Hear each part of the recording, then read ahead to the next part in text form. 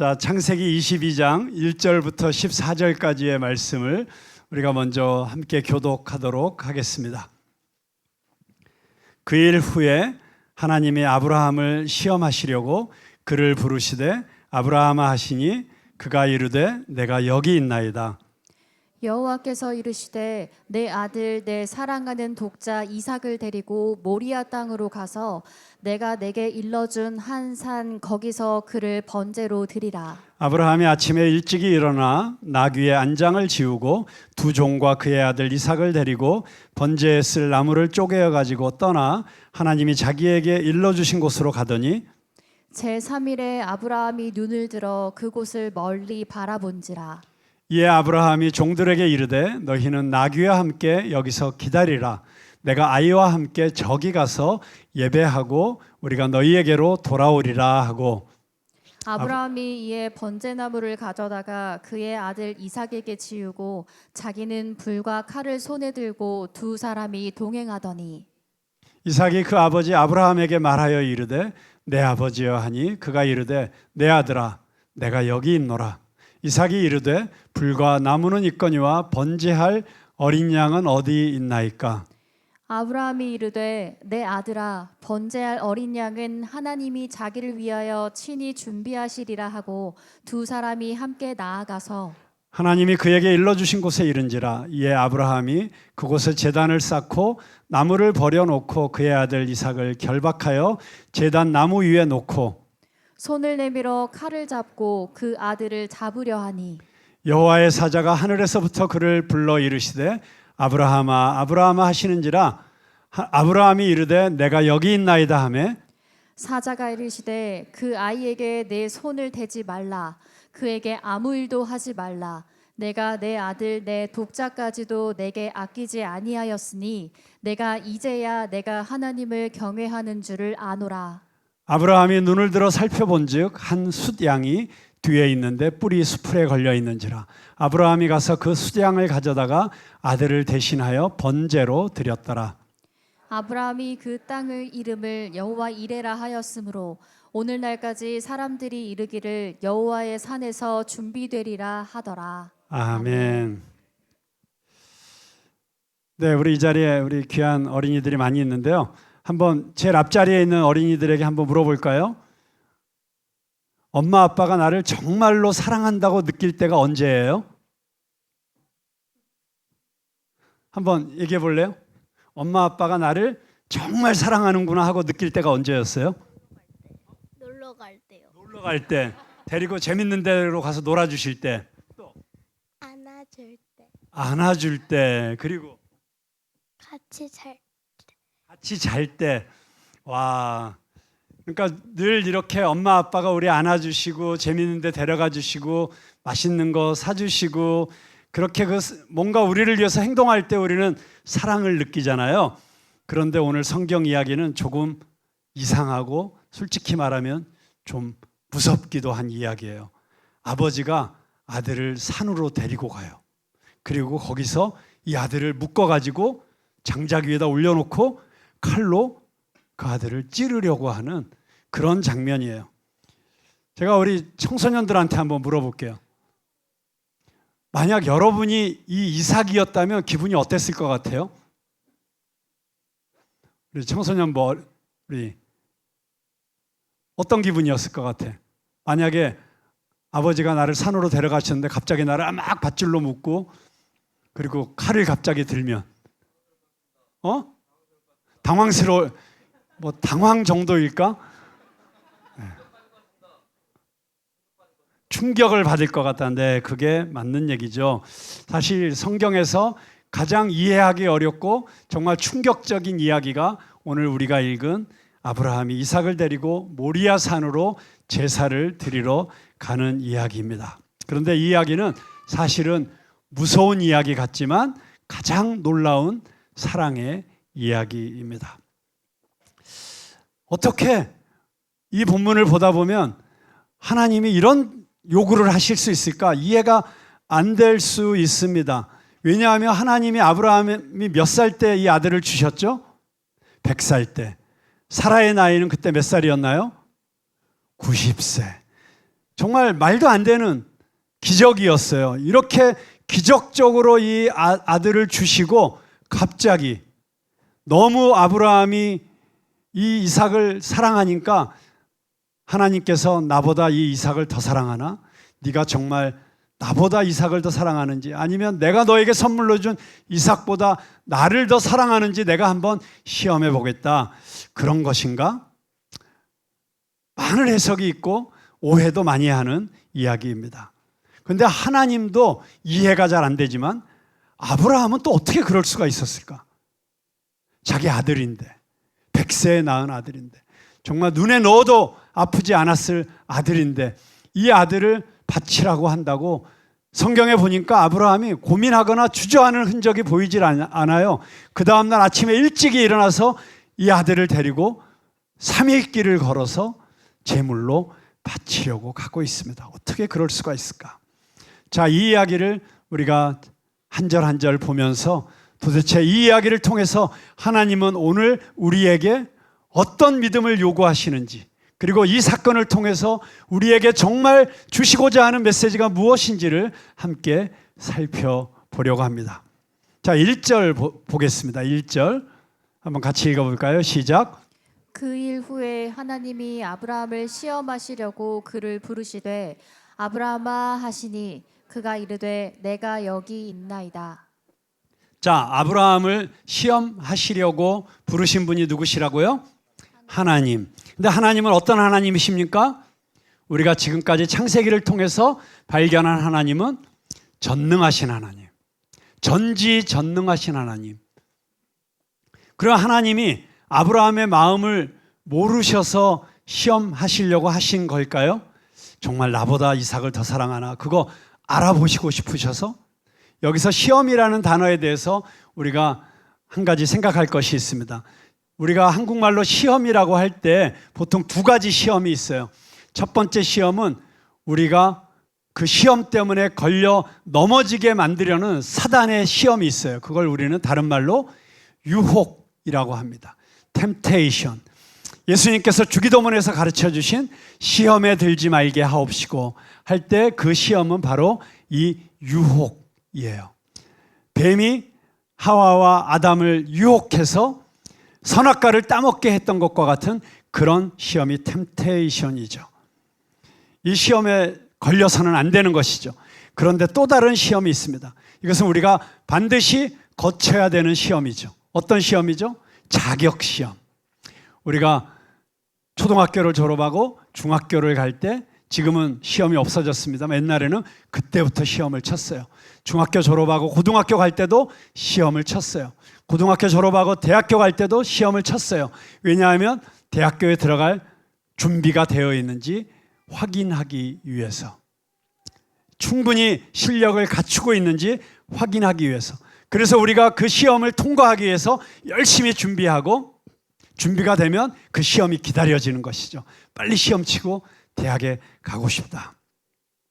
우리 입장에서는 바로 그 테스트, 시험을 통해서 우리 자신이 준비되었다는 것을, 내가 충분한 실력이 있다는 것을 입증하기 위해서 시험을 치는 것이죠. 운전면허 시험을 쳐야지 우리가 운전을 할 수 있는 것과 같은 것입니다. 그런데 하나님은 왜 우리를 시험하실까요? 하나님 자신을 위해서 시험하시는 게 아니에요. 오히려 하나님은 우리에게 입증시켜 주시려고 우리에게 시험을 허락하시는 것입니다. 우리도 잘 모르는 나 자신에 대해서 알게 해주시려고, 내가 지금 소유하고 있는 이 믿음이, 내 안에 살아계신 예수 그리스도의 능력이 어떤 것인지를 우리에게 알게 해주시려고 시험을 허락하신다는 것입니다. 그렇기 때문에 하나님은 감당치 못할 시험은 주시지 않는다고 했고, 우리가 이런 시험을 받을 때는 기뻐해야 된다고 말씀하셨습니다. 왜냐하면 이 시험을 통해서 우리가 우리의 믿음을 확인하게 될 것이고, 우리가 한 차원 더 업그레이드 되게 될 것이기 때문입니다. 여러분 보십시오.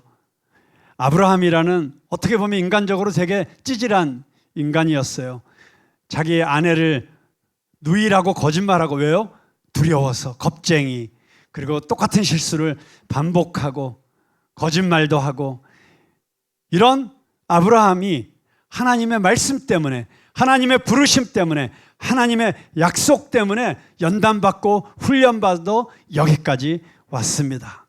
그런데 그 모든 하나님의 인도하신 가운데 이제는 아브라함이 더 이상 부인할 수 없는, 하나님이 어떤 분이신지, 하나님이 나에게 주신 약속이 어떤 것인지 도저히 부인할 수 없는 그 가장 놀라운 경험이 바로 아들 이삭을 아브라함이 100세에 얻은 것이었습니다. 상상할 수 없는 사건이었죠. 그게 21장이었어요. 그 21장의 사건을 통해서 나는 부족하고, 나는 시시하고, 나는 유한한 인간이지만 나에게 말씀하시는 하나님은 정말 위대하신 하나님이시구나, 전능하신 하나님이시구나, 하나님은 말씀하신 것을 반드시 지키시는 하나님이시구나, 나의 어떠함과 상관없이 그분의 약속 때문에, 그래서 우리가 그분의 약속의 말씀을 붙잡고 있기만 하면 반드시 이루어 주시는 하나님이시구나. 여러분, 그 하나님을 믿으십니까? 내 하나님은 그거 능히 있어 못할 일 전혀 없네. 오늘 우리가 찬양한 것처럼 정말 못할 일 전혀 없으신 하나님, 그 하나님을 21장에서 아브라함이 이제 확실히 믿게 되었다는 것입니다. 그런데 그 일 후에 오늘 성경은 그렇게 시작하고 있습니다.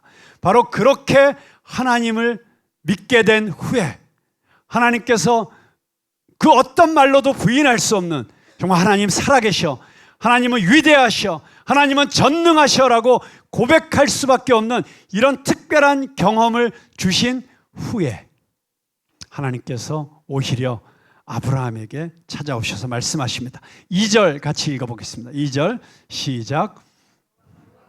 이르시되 내 아들 내 사랑하는 독자 이삭을 데리고 모리아 땅으로 가서 내가 내게 일러준 한 산 거기서 그를 번제로 드리라.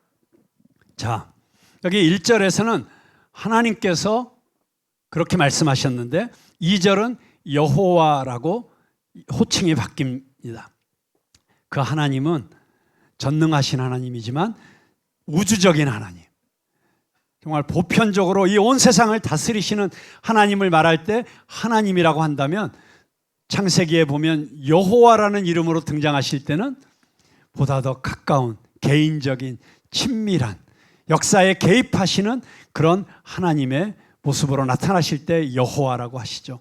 여호와께서 아브라함과 특별한 인격적인 관계를 맺으시면서 지금 다가오셔서 말씀하시는 것입니다.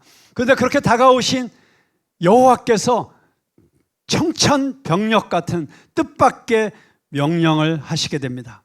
내 아들, 내 사랑하는 독자 이삭을 모리아산으로 데리고 가서 거기서 번제물로 내게 바쳐라.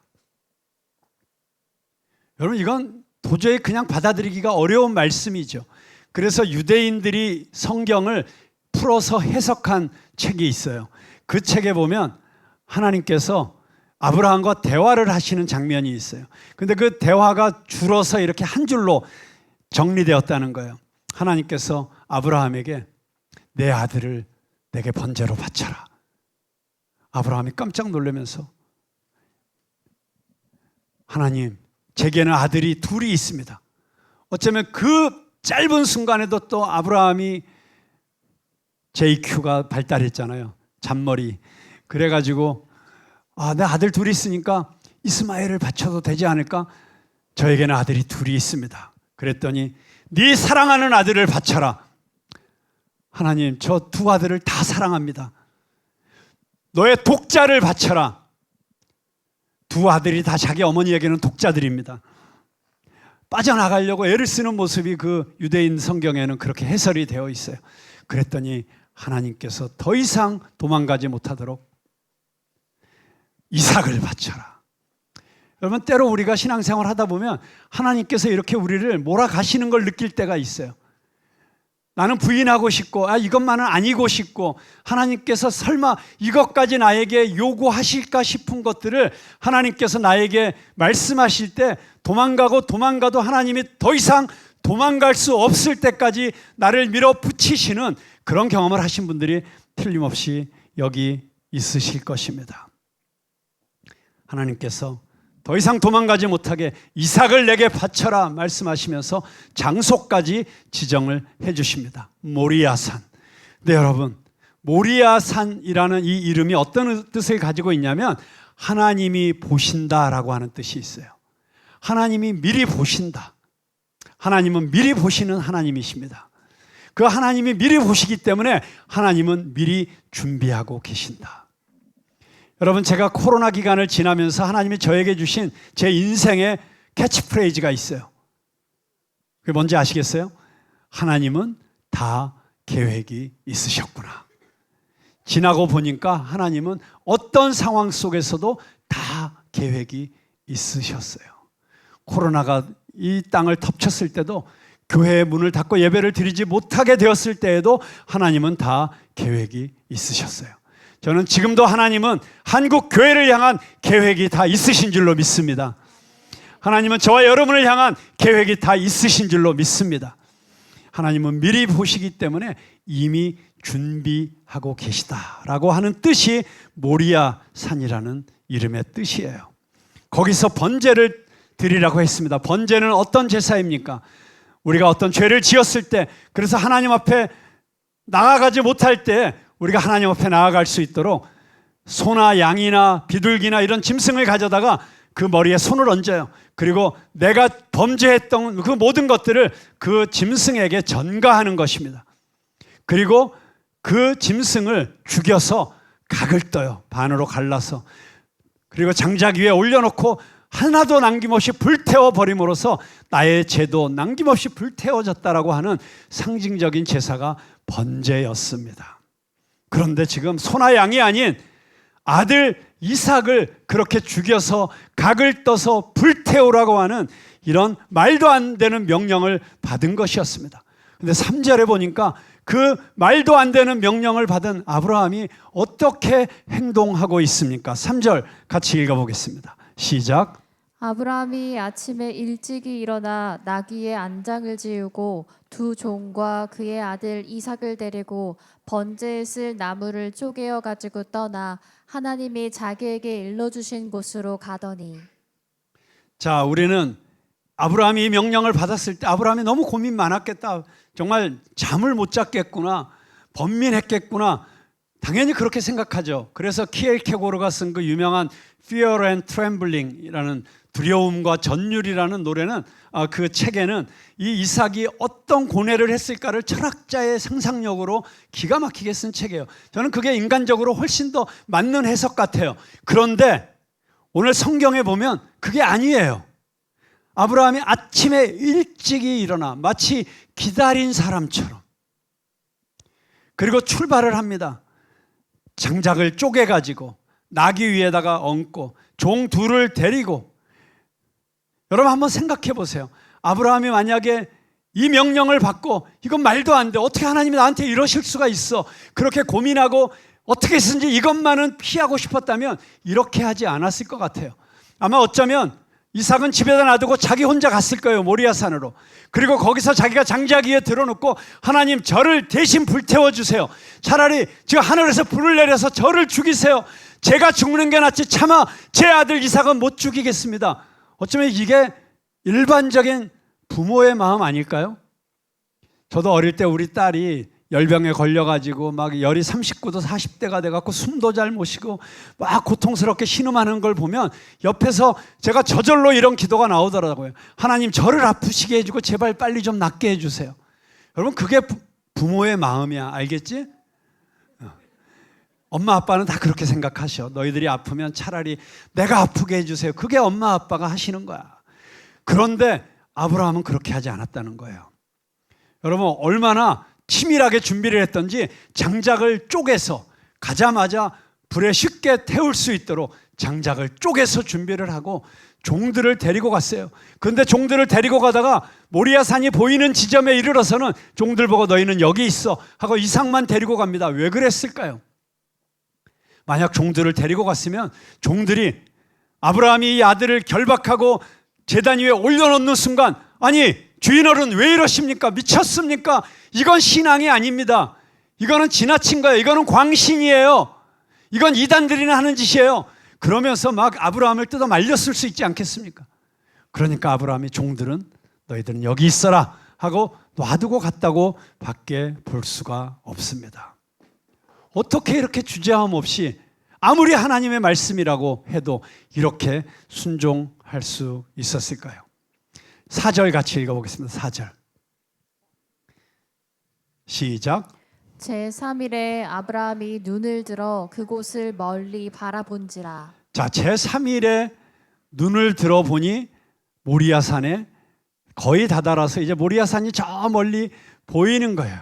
자, 그런데 여러분, 하나님께서 모리아산에 가서 내 아들을 번제로 바쳐라 했을 때 그 모리아산의 뜻이 하나님이 미리 보신다라는 뜻이라고 했죠. 네, 그런데 지금 아브라함이 자기 집에서는 보이지 않던 모리아산이 이제 3일 길을 걸어오니까 그때 보이기 시작한 거예요. 그래서 비로소 아브라함이 이제 하나님께서 이미 보시고 계셨던 그 산, 이 모리아산은 아주 특별한 산이죠. 나중에 우리가 알게 되겠습니다만 이 모리아산 위에 솔로몬의 성전이 지어지고 그리고 예수님이 십자가에 달리신 산이 바로 이 모리아산이었어요. 하나님은 역사의 저 끝을 보시면서 운행하시고 계세요. 이 모리아산은 그냥 산이 아니에요. 하나님의 시선은 온통 아담과 하와가 에덴 동산에서 쫓겨났을 때부터 그 모리아산 위에 세워질 십자가를 바라보시고 계셨어요. 그리고 어쩌면 이 아브라함과 이삭의 이야기를 통해서 우리에게 예수 그리스도의 마음, 그리고 그 예수 그리스도를 십자가에서 내어주신 하나님 아버지의 마음을 알게 하시기 위해서 아브라함과 이삭의 사건을 지금 미리 보여주시고 계시는 것입니다.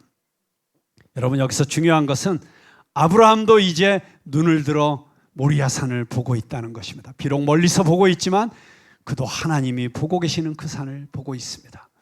여러분, 신앙생활이란 무엇입니까? 하나님의 시선과 나의 시선이 부딪히는 것입니다.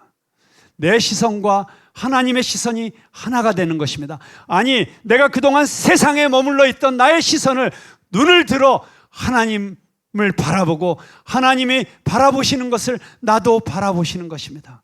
하나님이 지금 바라보시며 아파하시는 그곳을 바라보며 나도 마음 아파하고 하나님이 바라보시며 눈물을 흘리시는 그곳을 바라보며 나도 눈물 흘릴 줄 아는 사람이 되는 것, 그게 우리가 그리스도의 제자가 되는 것이고 하나님을 사랑하는 사람이 되는 것입니다. 저와 여러분이 하나님의 시선이 계신 곳에 우리의 시선이 머무는 사람들이 되기를 주님의 이름으로 축복합니다. 여러분, 몸은 눈이 보는 대로 따라가게 되어 있어요. 그래서 눈이 어디를 보고 있느냐가 너무나도 중요한 것입니다. 여러분, 다른 데 보지 마십시오.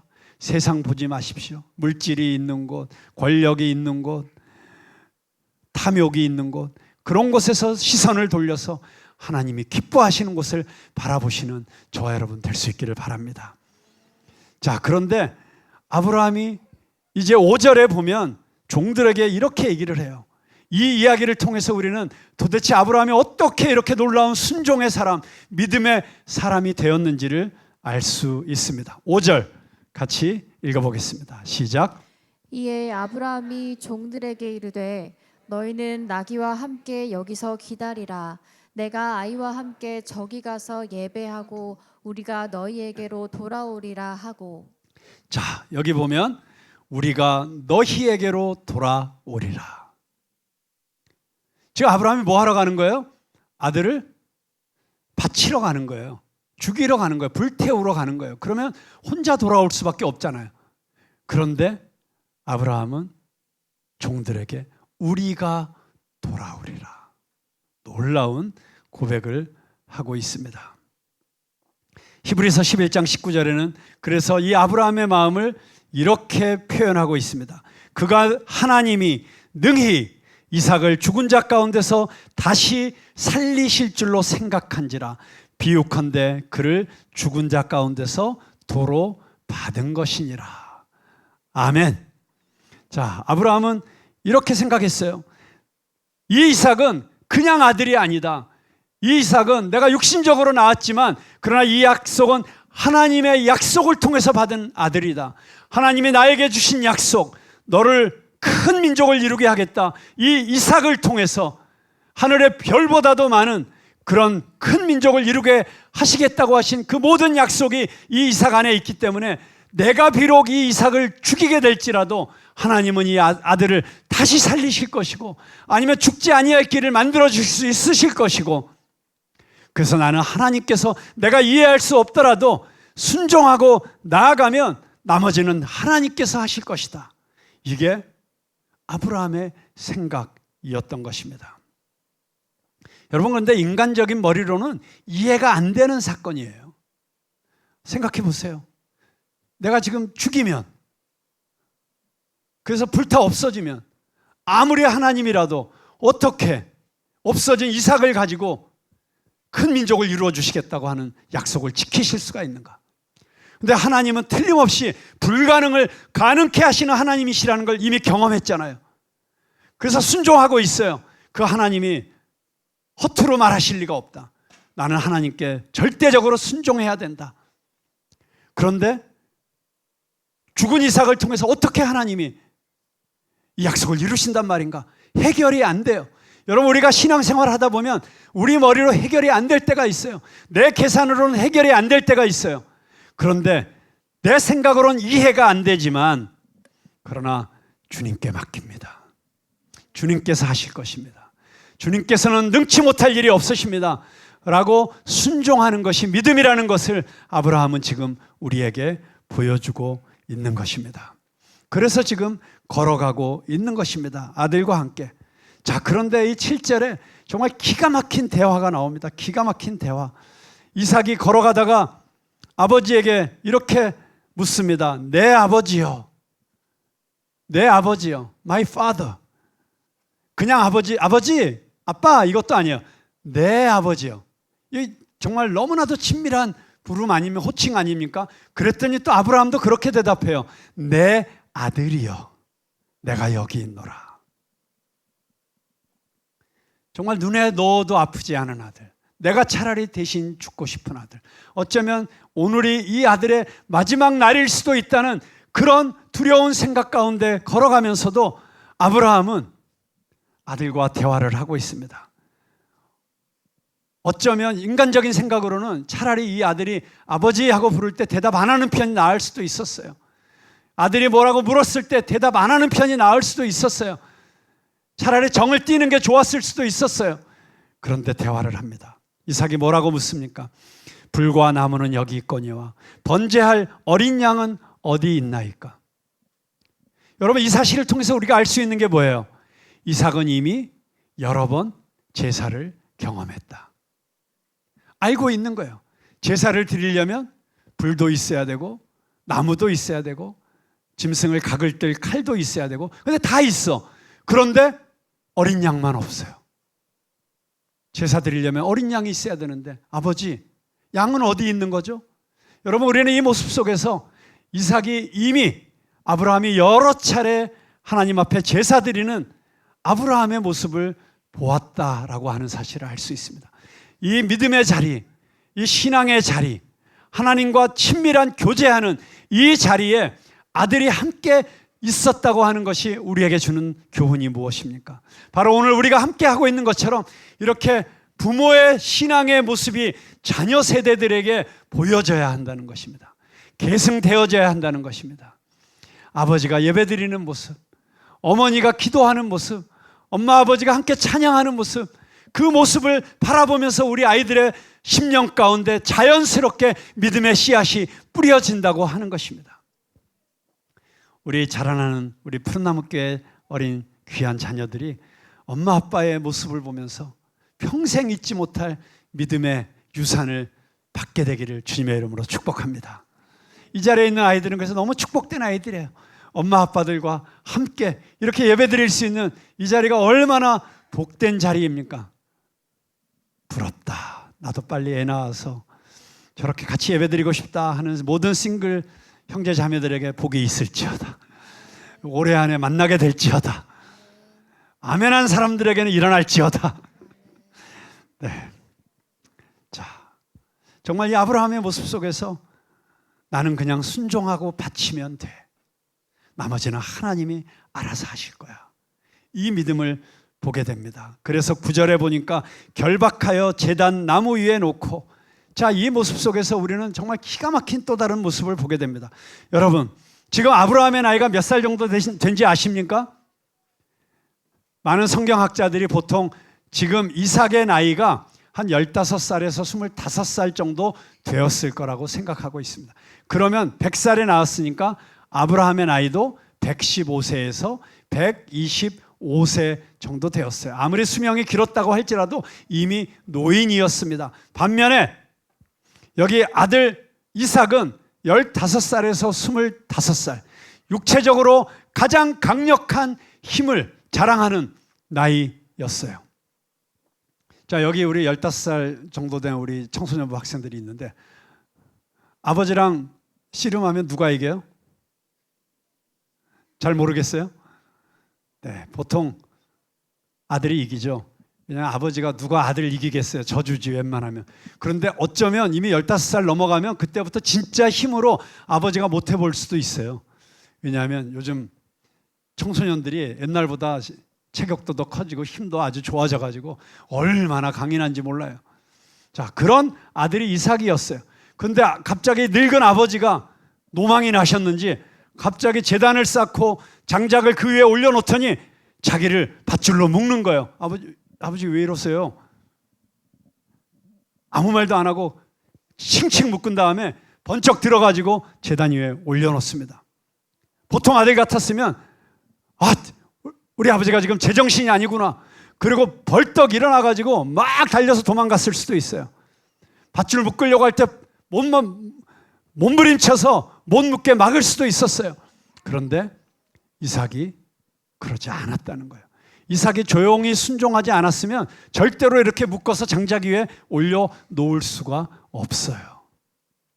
여러분, 이삭이 왜 이렇게 아무 저항도 하지 않고 조용히 아버지가 하는 대로 따라하고 있을까요? 아브라함은 지금 하나님을 믿고 신뢰하기 때문에 이렇게 순종하고 있지만, 이삭은 자기 아버지를 신뢰하고 있는 것입니다. 그동안 수없이 보아온 아버지의 모습 속에서 아버지는 나를 사랑하시는 분, 아버지는 나를 위해서 모든 것을 다 해주시는 분, 아버지는 나를 위해서는 자기 생명까지도 바치실 분, 그렇기 때문에 이 아버지가 내가 지금 이해할 수 없는 일을 하고 있을지라도 아버지는 나를 위해서 하고 있는 것이다, 나는 이 아버지를 믿고 따르면 된다는 이 부모와 자식 간의 끈끈한 신뢰가 있었던 것입니다. 저는 우리 푸른나무교회 모든 믿음의 가정 안에 부모와 자녀들 간에 이런 신뢰가 있게 되기를 주님의 이름으로 축복합니다. 엄마 아빠가 야단치실 때 있지, 혼내실 때 있지, 해달라는 건데 안 해주실 때가 있지. 왜 그러실까? 사랑하기 때문에, 너네들을 위해서 그렇게 하시는 거야. 이해할 수 없어도, 내가 지금은 이해할 수 없어도 나중에 내가 엄마 나이 되면 나도 이해할 거야, 이렇게 한번 생각해 보시기 바래요. 아멘? 어릴 때부터 이렇게 아멘하는 우리 주일학교 어린이들 너무 훌륭해요. 이삭이 이런 순종의 모습을 보였다는 것, 마치 이 모습 속에서 우리는 예수님과 하나님의 모습을 보는 것 같습니다. 하나님께서 억지로 예수님을 십자가에다가 매달지 않으셨어요. 예수님께서는 기꺼이 힘들었지만 아버지의 뜻이 이루어지기를 원하나이다, 그렇게 아버지의 뜻에 순종하는 모습을 보이셨습니다. 자, 이제 급해진 건 하나님이세요. 아브라함이 번쩍 칼을 든 손을 들어서 내리 꽂으려고 하는 그 순간, 아브라함아, 아브라함아, 여호와의 사자의 목소리가 들려왔어요. 왜 두 번이나 불렀을까요? 급한 거예요. 아브라함아, 아브라함아. 여러분, 아까는 하나님이 아브라함을 코너로 모셨죠. 네 사랑하는 독자 이삭, 이렇게 코너로 모셨는데, 지금 이 장면은 어쩌면 아브라함이 하나님을 코너로 몰고 있는 장면이에요. 오라, 진짜로 하네. 진짜로 자기 아들조차도 바치려고 하네. 여러분, 때로 우리 신앙생활 할 때 하나님과 씨름할 때가 있어요. 야복강에서 야곱이 하나님과 붙잡고 씨름하는 것 같은 그런 씨름을 할 때가 있어요. 그럴 때 이게 하나님이 나에게 걸어오신 씨름이구나, 싸움이구나 생각할 때는, 그때는 우리도 마지막 카드를 던져야 될 때가 있습니다. 내려놓겠습니다. 순종하겠습니다. 말도 안 되지만, 인간적으로는 있을 수 없는 일이지만 하나님 원하시는 일이라면 저지르겠습니다 라고 믿음의 모험, 배 밖으로 뛰어내리는 그런 모험, 언덕 위에서 뛰어내리는 그런 믿음의 도약이 있어야 될 때가 있다고 하는 것입니다. 여러분, 하나님이 다급해 하시게 만드는 이 아브라함의 답이었어요. 이게 그때 아브라함아 아브라함아 부르니 아브라함이 다시 대답합니다. 내가 여기 있나이다. 아브라함은 계속해서 얘기해요. 하나님이 부르실 때마다 내가 여기 있나이다. 그것은 하나님께 나는 전적으로 하나님의 부르심에 순종하겠습니다. 내가 여기 있습니다. 주님 뜻대로 나를 써주십시오. 그게 내가 여기 있나이다 라고 하는 표현 속에 담겨 있습니다. 그때 여호와의 사자가 말씀하십니다. 내가 내 아들 독자 이삭도 아끼지 아니하고 나를 경외하기 때문에 그 아들을 바치려고 했다는 것을 보면서 네가 진정으로 나를 사랑하는구나, 네가 진정으로 나를 예배하는구나 라고 인정해 주시는 것을 보게 됩니다. 여러분, 여기서 하나님을 경외한다는 표현이 등장하죠.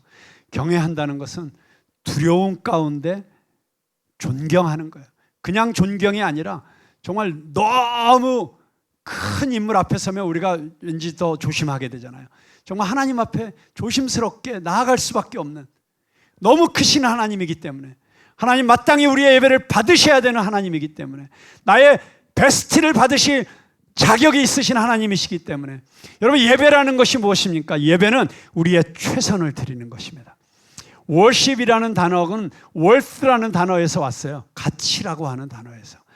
우리가 마땅히 하나님이 받으셔야 될 것을 올려드리는 것이 우리의 예배이기 때문에, 경외한다는 것은 무엇입니까? 경외함으로 예배한다는 것은 내가 하나님께 드릴 것을 아끼지 아니하고 최선을 다해서 드린다는 거예요. 내 시간을 드리고, 내 물질을 드리고, 내 마음을 드리고, 내 사랑을 드리고, 나의 젊음을 드리고, 나의 가능성을 드리고, 그것을 나를 위해서가 아니라 오직 하나님의 영광을 위해서 드리는 모습이 예배의 모습이 되어야 될 줄로 믿습니다. 우리는 어쩌면 너무 쉽게 하나님을 생각하고, 너무 쉽게 하나님을 예배하고, 하나님을 존경한다고 하면서도 적당한 수준에서 존경하고 있지는 않은지, 우리는 우리 자신의 신앙생활의 모습을 돌이켜 보아야 할 것입니다. 정말 나는 하나님 앞에 마땅히 하나님이 받으셔야 될 영광을 올려드리고 있는가? 마땅히 하나님이 받으셔야 될 만큼을 드리고 있는가? 여러분, 그런데 아브라함이 어떻게 이 정도가 되었을까요? 아까 말씀드렸죠. 2일 후에 이 아브라함이 이삭을 바쳐야 되는 이 시험을 통과하기 전에 이 일이 있었어요. 이 일이 무슨 일이에요? 100세에 아브라함이 아들을 받은 일. 그리고 또한 사건이 있었어요. 아비멜렉이 계속 아브라함을 괴롭혔는데 이제 하나님께서 역사해 주셔서 아비멜렉이 와서 너와 나 사이에 평화 조약을 맺자, 이래가지고 평화 조약을 맺는 장면이 21장 후반부에는 등장을 합니다. 21장 33절 말씀 한번 같이 보도록 하겠습니다. 21장 33절 시작. 아브라함은 브엘세바에 에셀나무를 심고 거기서 영원하신 여호와의 이름을 불렀으며. 자, 여기서 보면 그 조약을 아비멜렉과 맺은 다음에 아브라함의 마음에 너무 감격이 가득 찼어요. 야, 하나님이 이렇게 내 인생의 모든 문제를 해결해 주시는구나. 하나님이 정말 전능하신 하나님이 나의 모든 걱정거리들을 다 해결해 주시는구나. 그러면서 정말 내 힘으로는 할 수 없었는데 하나님이 약속하셨기 때문에 나에게 이런 축복을 주시는구나 깨닫고 나무를 심어서 그것을 기념하고 있습니다. 그러면서 여호와의 이름을 부를 때 영원하신 여호와의 이름을 불렀다. 하나님은 시간과 공간의 제약에 갇혀있는 우리와는 완전히 차원이 다르신 분이구나. 영원하신 하나님이구나. 나는 지금 내 눈앞에밖에 보지 못하지만 하나님은 영원 전부터 영원까지 계신 분이고 이 역사를 주관하시는 하나님이시구나. 그래서 하나님에게는 어제나 오늘이나 내일이 동일하시고 모든 시간이 영원한 현재이시구나. 불가능이 없으신 하나님이시구나. 그 하나님의 하나님을 자기 입을 열어 고백하는 사건이 있었다고 하는 것입니다. 여기 보니까 하나님이 이미 아브라함을 준비시키셨구나 하는 것을 우리는 깨닫게 됩니다. 여러분, 하나님은 우리를 미리 준비시키십니다. 지금 우리가 경험하는 이 모든 시간과 상황 속에서 우리가 견뎌내야 되고 우리가 극복해야 되는 이런 모든 고난의 시간도 하나님께서 우리가 통과할 수 있는 믿음으로 우리를 이미 준비시킨 줄로 믿으시기 바랍니다. 그렇기 때문에 여러분, 두려워하지 마십시오. 놀라지 마십시오. 걱정하지 마십시오. 하나님은 다 계획이 있으시고 하나님 이미 여러분을 준비시키셨어요. 내 안에 있는 믿음이 겨자씨만한 믿음일지라도 그 믿음 가지고 나아가면 어떤 태산 같은 어려움도 우리를 결코 막아설 수 없을 것입니다. 홍해바다도 갈라지게 될 것입니다. 반석을 칠 때 샘물이 터져서 목마른 자들이 마시게 될 것입니다. 그런 기적과 같은 역사가 일어나는 2026년 20주년에 우리 푸른나무 교회가 될 것이라고 하나님께서 약속해 주셨습니다. 그 약속을 붙잡고 승리하시는 여러분 다 되시기를 주님의 이름으로 축복합니다. 13절 이제 빨리 읽어보겠습니다. 13절 시작. 아브라함이 눈을 들어 살펴본즉 한 수장이 뒤에 있는데 뿔이 수풀에 걸려 있는지라. 아브라함이 가서 그 수장을 가져다가 아들을 대신하여 번제로 드렸더라. 자, 이 수장이 하늘에서 떨어졌어요? 아니에요. 원래 있었어요. 그런데 아브라함이 이때까지 보지 못했어요. 왜냐하면 아브라함은 지금 다른 걸 볼 여력이 없었어요. 그 시선이 온전히 이삭에게만 집중되어 있었어요. 그 하나님의 일에 순종하는 데만 집중해 있었어요. 그런데 내 아들 이삭을 절대로 손대지 마라 라고 하는 이 말씀을 듣고 나서 그제서야 숨을 돌리며 아브라함이 주변을 둘러보니까 수장이 이미 거기 있었던 거예요. 그 수장으로 번제를 드렸습니다. 그러면서 14절에서 아브라함이 이렇게 고백하고 있습니다. 자, 14절 말씀 믿음으로 함께 선포하겠습니다. 시작. 아브라함이 그 땅 이름을 여호와 이레라 하였으므로 오늘날까지 사람들이 이르기를 여호와의 산에서 준비되리라 하더라. 아멘. 여러분, 이 놀라운 사건은 정말 하나님의 기가 막힌 메시지가 들어있습니다. 왜냐하면 하나님이 자기를 위하여 친히 준비하시리라. 히브리어로는 엘로힘 이르에 로, 하나님이 친히 준비하시리라. 엘로힘 이르에 로, 이 세 단어의 앞글자만 따면 아일이에요. 아일.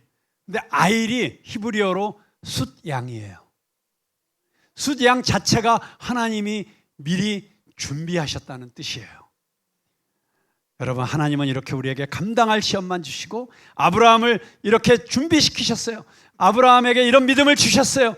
내가 이삭을 죽여도 하나님께서 이삭을 분명히 살리실 것이다. 아니, 내가 죽이지 않아도 준비하신 게 있을 거다.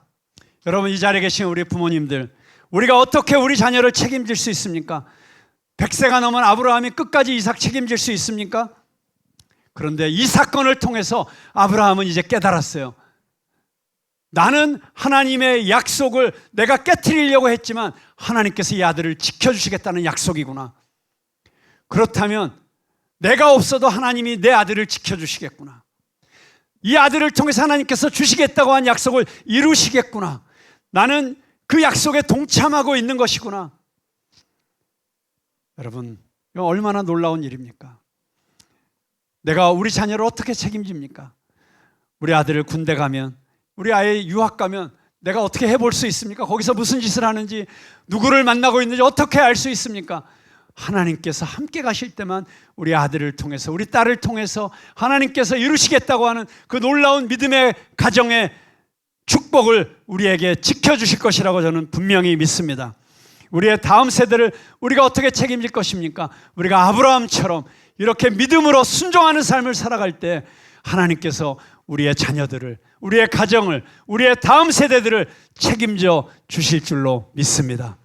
우리 함께 그렇게 하나님께 모든 것을 맡기고 하나님께서 말씀하신 말씀 붙잡고, 비록 내 머리로는 이해가 되지 않아도 이것은 계산이 나오지 않는 것이라고 할지라도 오히려 과감하게 믿음의 도약을 이루어내는 저와 여러분 다 될 수 있기를 주님의 이름으로 축복합니다.